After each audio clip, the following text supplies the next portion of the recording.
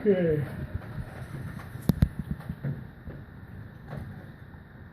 File. Open.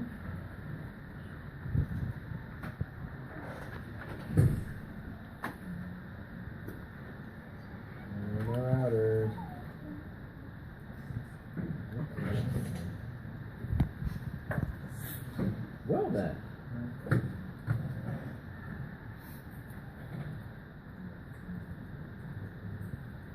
We'll do this real quick then.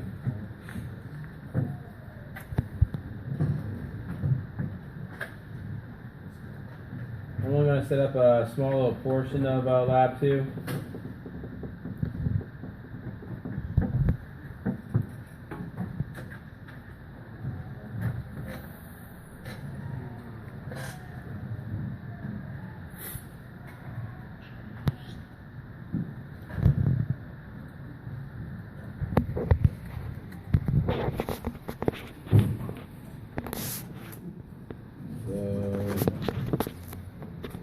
So, 168.109. 168.109.128.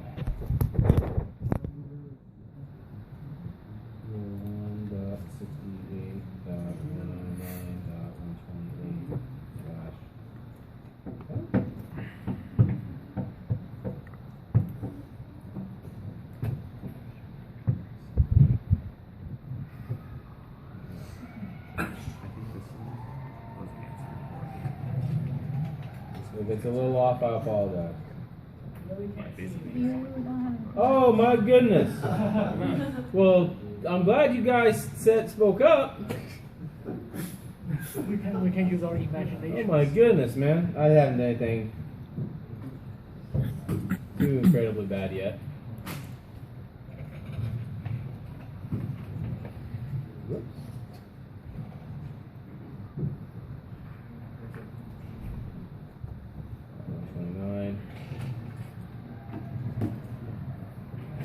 Okay, so I'm just setting up the core area 0 of OSPF real fast.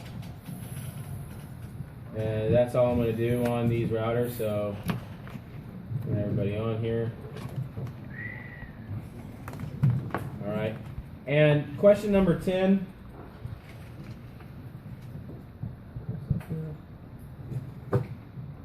Question number 10. In OSPF area 0, incorporate area authentication with an MD5 key of Cisco. Now there's two ways you can do authentication within OSPF environment. Area authentication or link authentication. Alright? Since we have more than one router associated in the area, it's better to do area authentication than link authentication. Alright? Because they all participate within the same area. Now, let me show you how easy this is. Cisco, OSPF, area, authentication, and I asked you to do it message digest. Sample configuration for authentication in OSPF.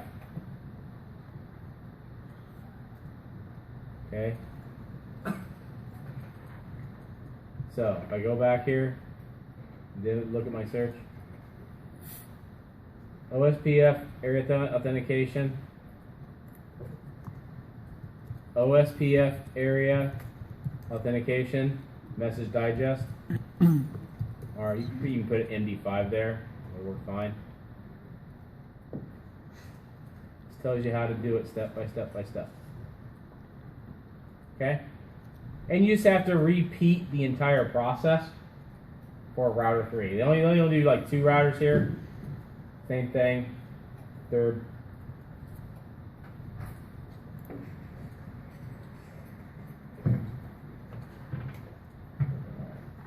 So. Where are you? Console. Nothing is going to my second screen. Alright. Click P. Links after 1. Add. Tier 1 dot 68 dot 109 dot 129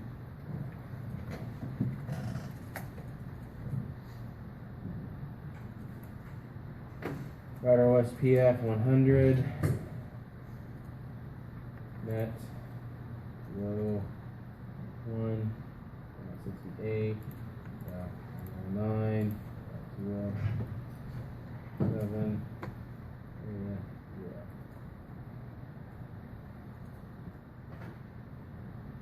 Two console. Same thing. It F0 add 9.68 9 30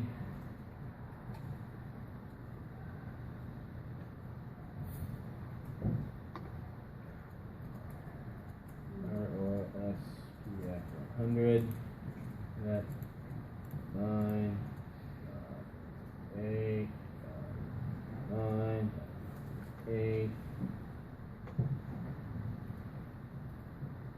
0. Do that right on R1. Ah, I did not do it right on R1. Whoops. Wrong subnet mask.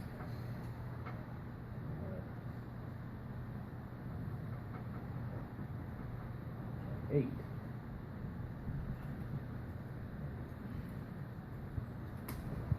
There we go.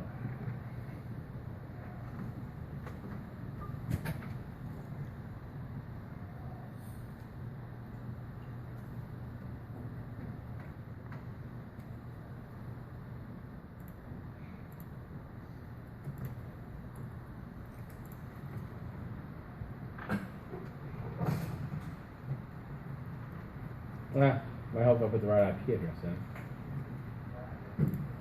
See what happens when you try to go too fast, guys. 201.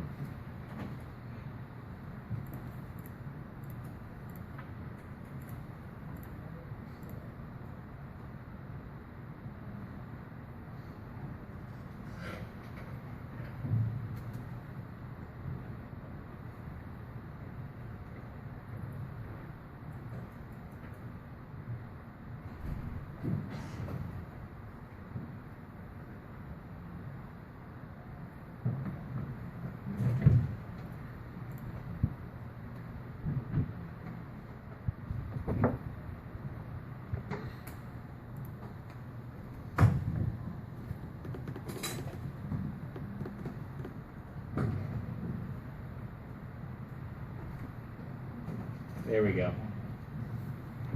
All right. So I have my OSPF adjacency up. Okay.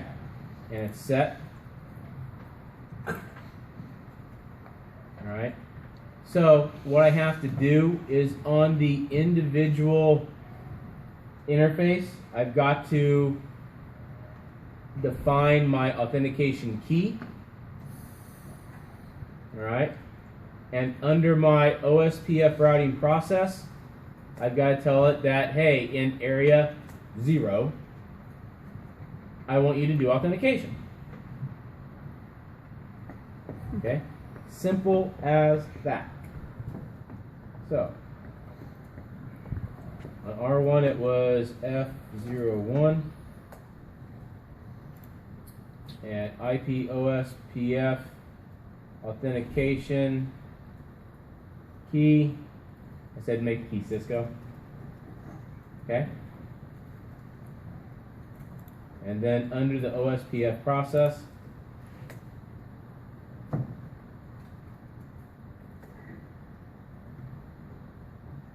I type in area 0 authentication. Now when I do that on one side, it should drop the adjacency. It should drop the adjacency. Might take it a second for it to time out.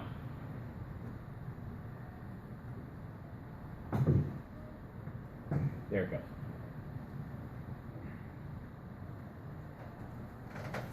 All right.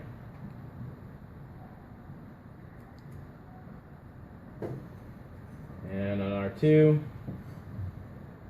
do the the same thing. So I'm already on my interface. There. It just went to down. So, because it's one side is set to authenticate, the other one's not going to allow it.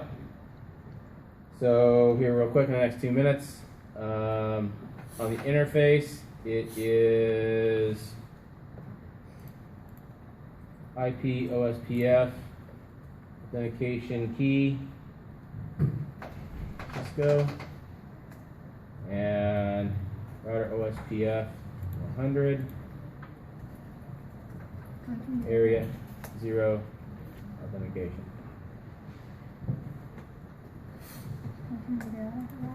What's that? And the other one, once you out of the config mode. Nope. Oh. I went router OSPF 100. I did that from the interface config mode. Doesn't matter. It puts me in router config mode. And it comes back up. All right. If I do show IP OSPF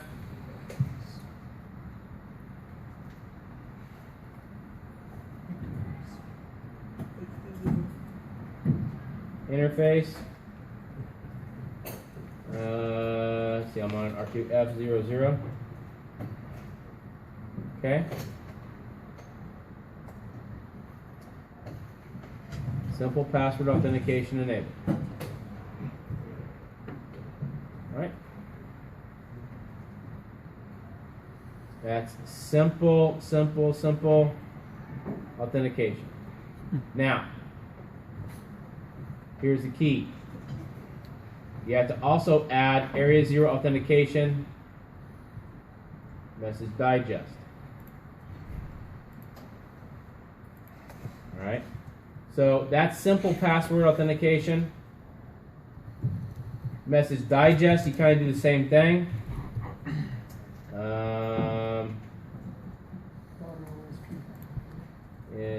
I'm going to take it off the interface first. That's 1.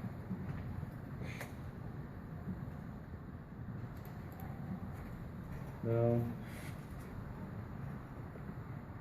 And router OSPF 100.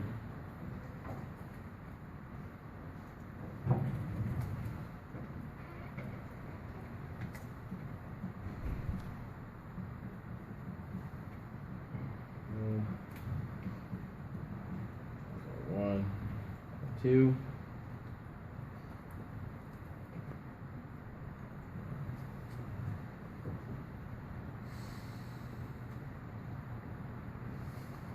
No.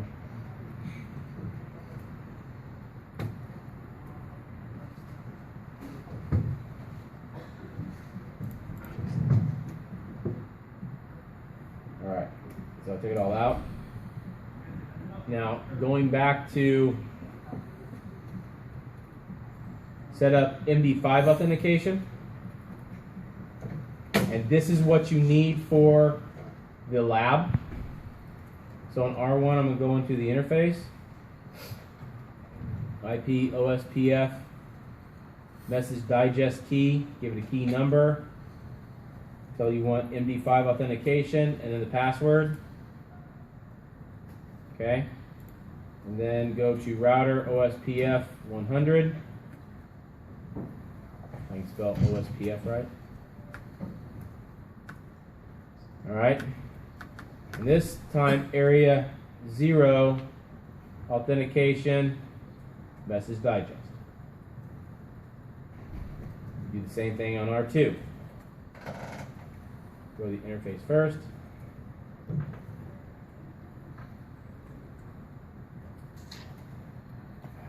IP OSPF message digest key. The key number and the key password have to match on each router. Oh, MD5.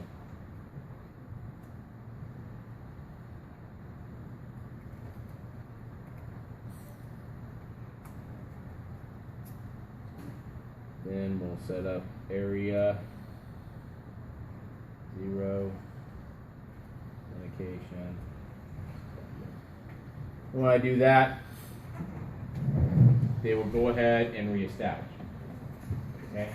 What this is doing What this is doing is allowing you to set up an encryption mechanism within your OSPF area to prevent a rogue router from entering your OSPF domain. Okay? Now, why is that important? Well, if I can insert a rogue device, I can cause all kinds of havoc. I can inject networks. I can create entire routing spaces. I can control routing inside your domains where I can point it to me, reroute it back out to where it's got to go, capture packets. I can take over control of your infrastructure. Somebody put a hub inside a switch there. Inside dynamic routing protocol. This is why it's important. This is one of the reasons I put this in this lab, to show you can add a layer of security within a dynamic routing protocol. Here's the bad part about all that. This is done in less than probably 10% of all domains out there. Less than 10%. And it's such an you saw how fast I did this. Did this right at the end of class. It's very quick to implement. All right, that's all I got for tonight. I'll see you guys, for those of you leaving right now, on Tuesday. The rest of you I'll see you in 471 here in about 5 minutes. I got some questions.